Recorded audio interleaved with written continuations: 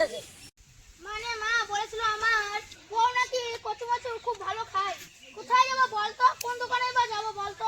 তোর বুকা ওই তো, ওইগুলো আমার দোকানে কিনতে হয় নাকি? তোর বুকা ওই দেখ, জঙ্গলে কত কচু মচু আছে। এটা কচু মাছ? আচ্ছা ঠিক আছে। হ্যাঁ ঠিক আছে ভাই, তুই তাহলে যা। আচ্ছা ঠিক আছে, আমি আসছি তাহলে। তাহলে এইগুলো কচু মাছ, তাহলে এইগুলো আমার কিনে আবার ভালো খাওয়া যাক, নিয়ে যান।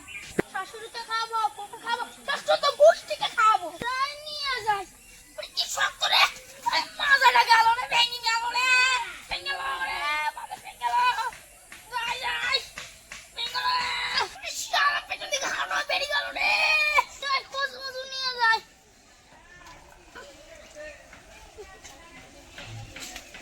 কচু মাছ নিয়ে যেতে বললো, আর কি নিয়ে যেতে বললো? হ্যাঁ, কাকে সঙ্গে করে নিয়ে যেতে মানা করেছিল। হ্যাঁ, পিছনে কেউ আসছে নাকি দেখি তো। আরে শালা, কেমন যেন লাগছে। শালা, মা আমাকে নিয়ে যেতে মানা করছিল। ওরে শালা, আমার পিছনে কে আসছে? সো হ্যালো গাইস, আমাদের পেজে যদি নতুন হয়ে থাকেন তাহলে অবশ্যই সাবস্ক্রাইব করে রাখুন। আমাদের ভিডিও আপলোড করার সঙ্গে সঙ্গে আপনাদের কাছে পৌঁছে যাবে। তো সুজন কিসের জন্য পিছতে থাকে এরকম করলো এবং কি আছে পিছনে আর কী বা রহস্য তা দেখার জন্য অবশ্যই সাবস্ক্রাইবটা করে রাখুন।